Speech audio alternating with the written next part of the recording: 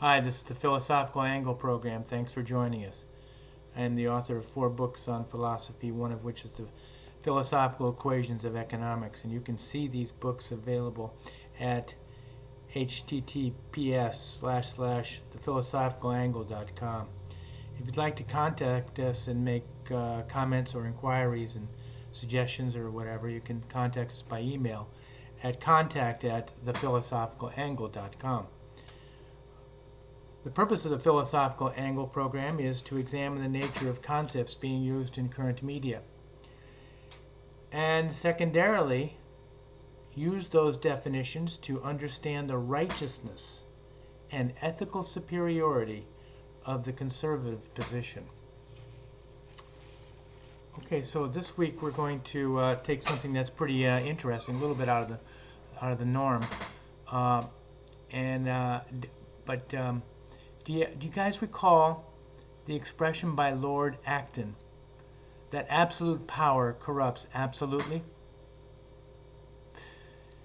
Actually, the whole text is here. Power tends to corrupt, and absolute power corrupts absolutely.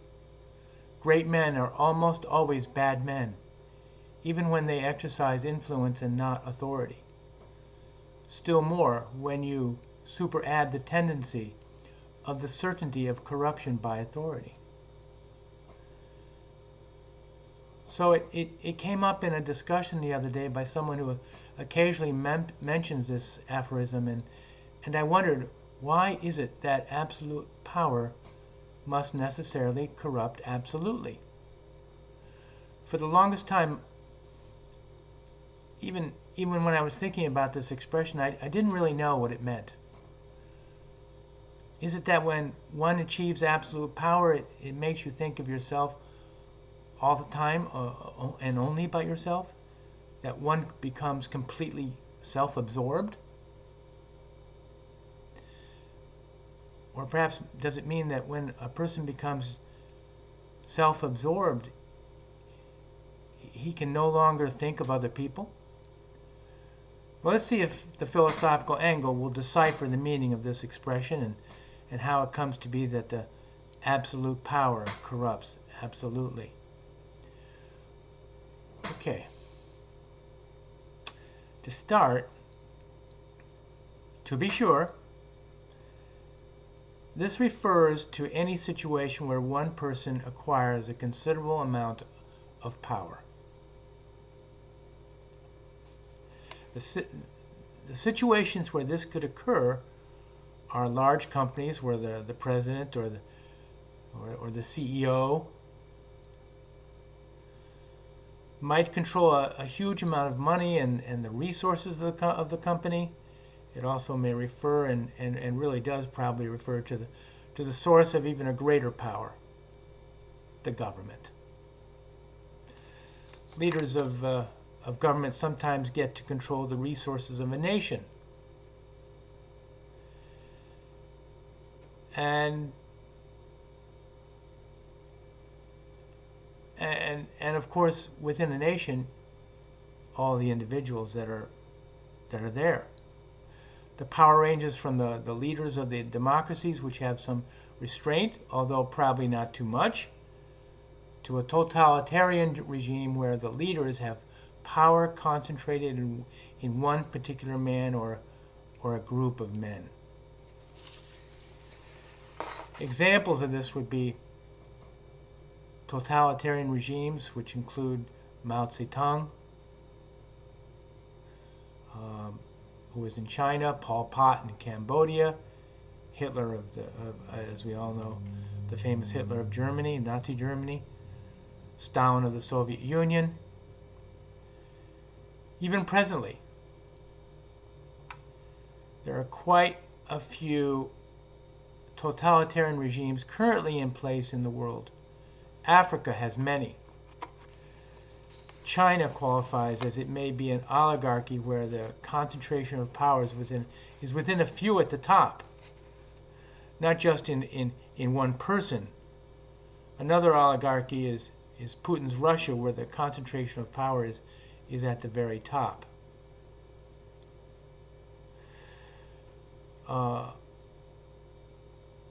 it's not quite a perfect totalitarian regime, but it's close. So let's call it an autocratic oligarchy.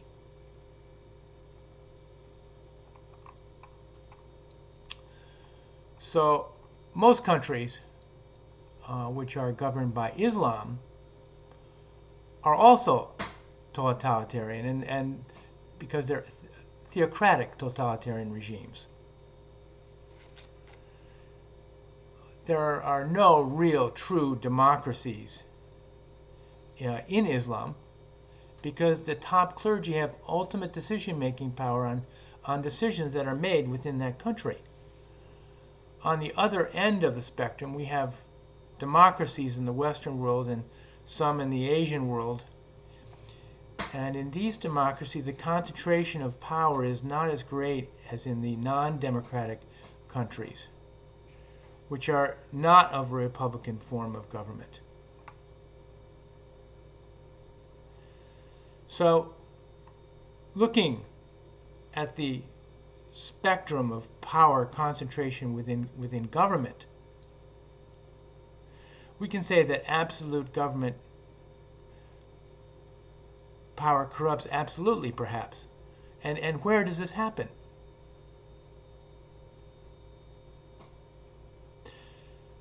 First, in order to understand the situation, let's delineate the process of everyday life decision making.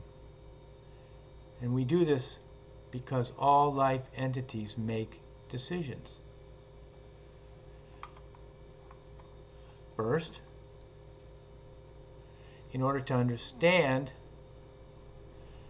in the daily life of any life entity, there is a one controlling priority as soon as a life entity comes to be. It is the first dictum of life and of all economics.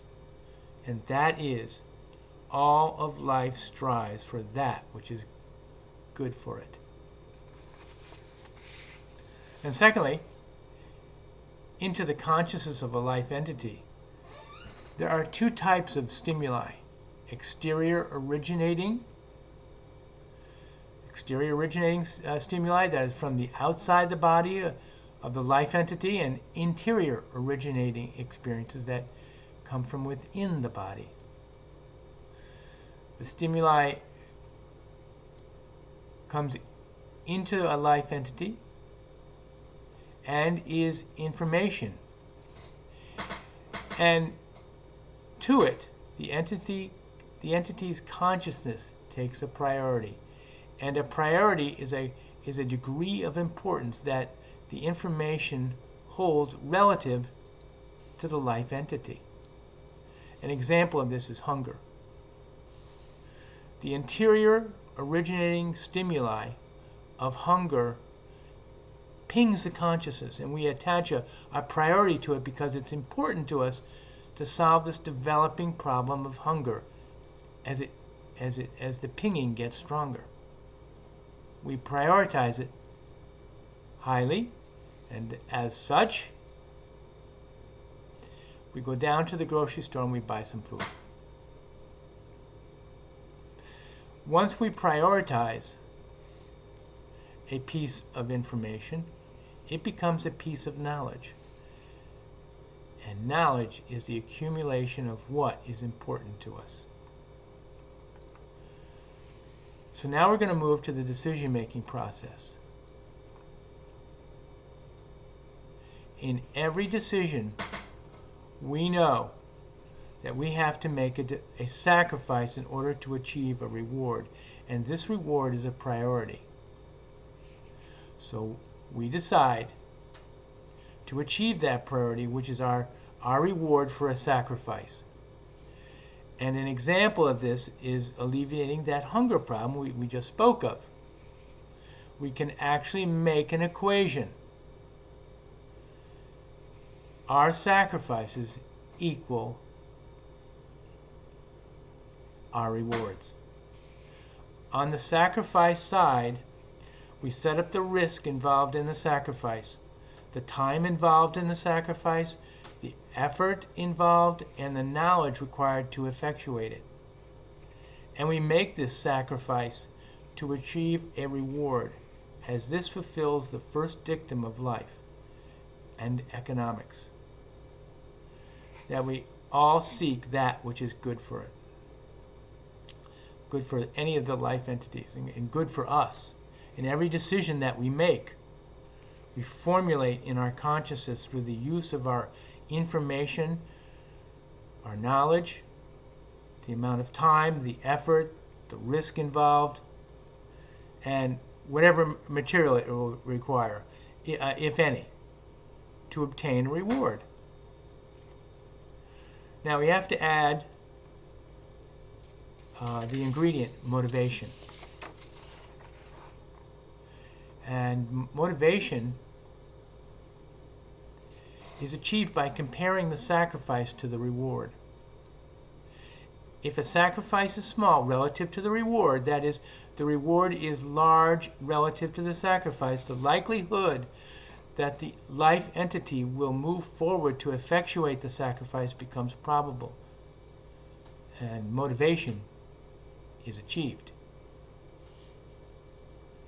If the motivation is there, we go ahead and effectuate the sacrifice. And we do that to achieve the reward, and that is, we put the wheels in motion for our obtaining more goodness, which fulfills life's dictum number 1.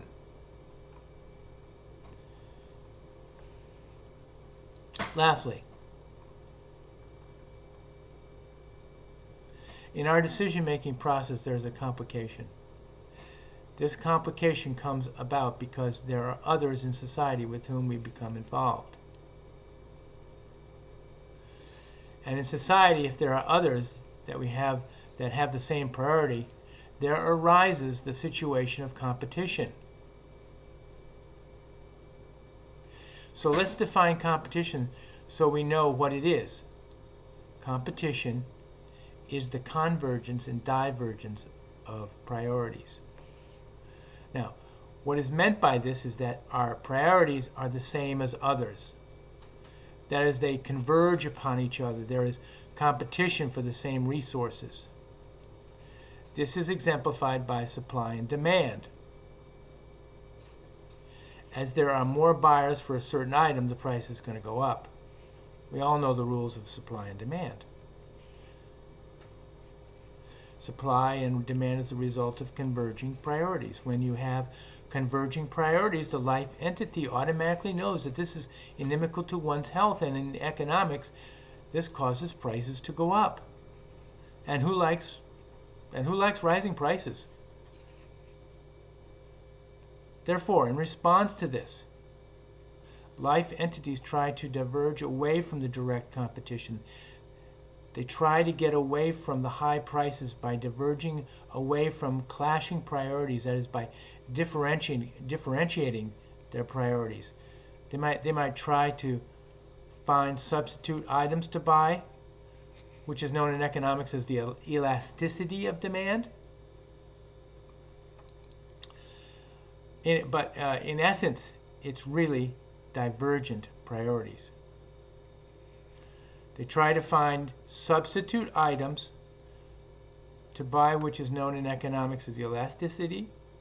And as we see here, it's really divergent priorities, and thus companies differentiate.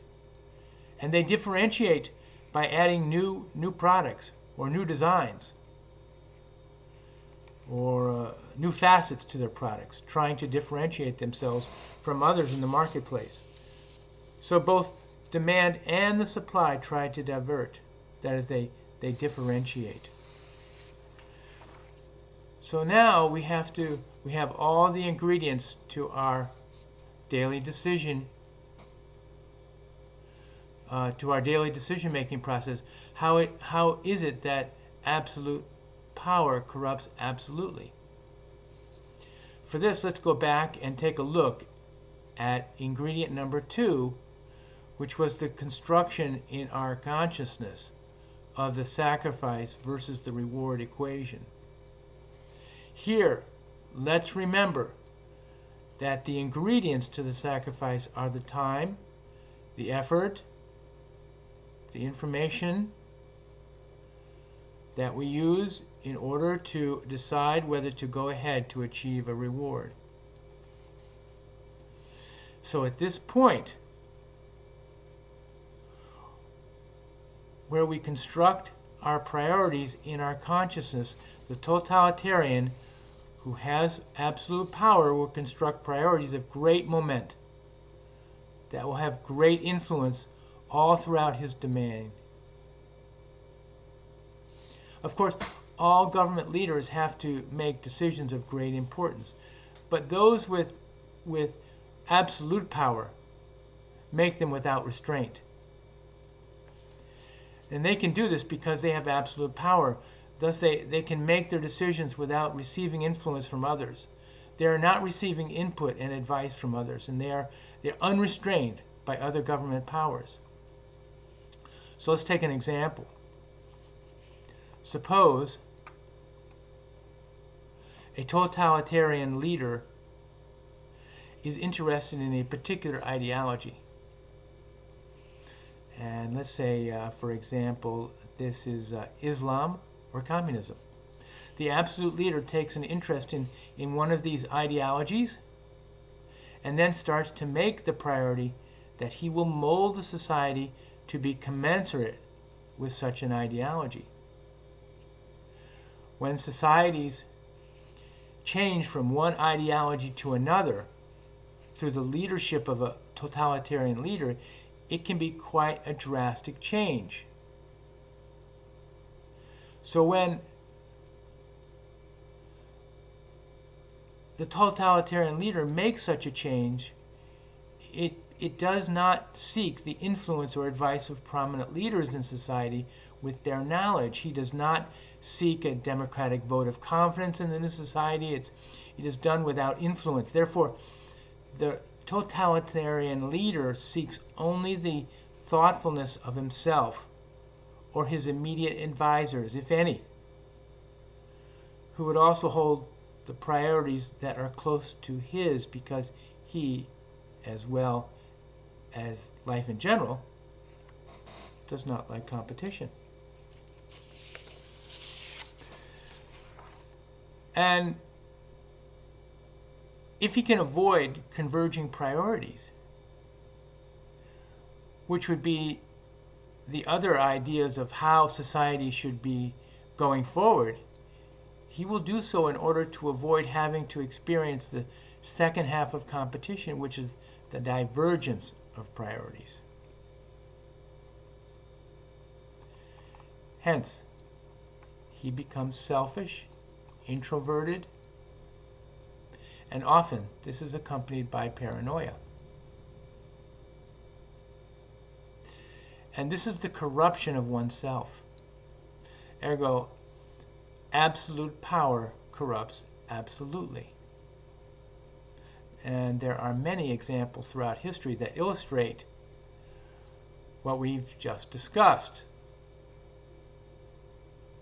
Look at the transformation from Tsarist Russia to the democratic parliament of Alexander Kerensky, to the abrupt revolution brought forth by Lenin and his gangs of thugs which took over the democratic parliament in Russia.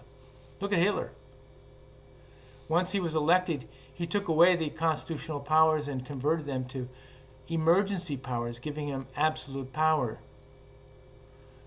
Once achieving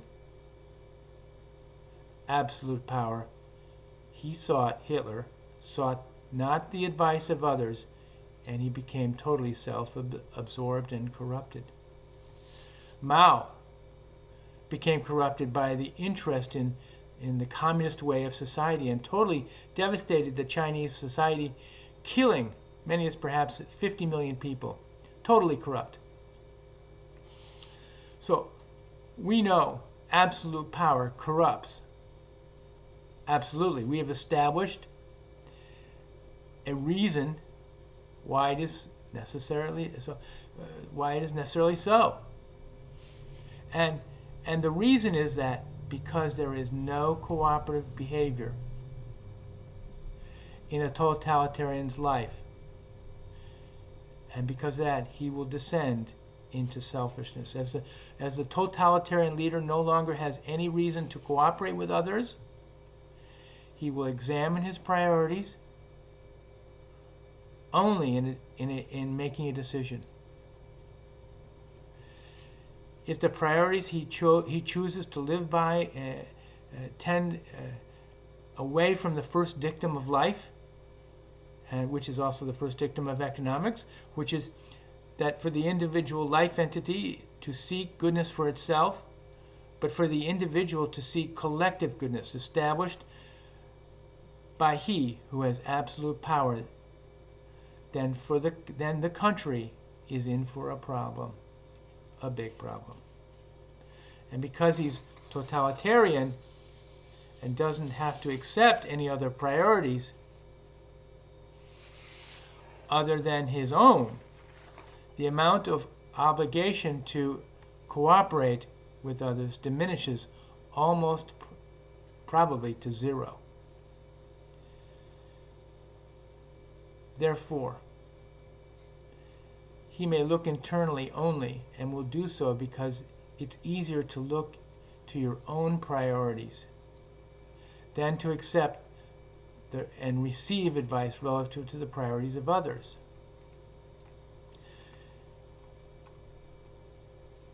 Because it is a natural and easy way to be selfish. The totalitarian necessarily does become selfish and look to his own priorities.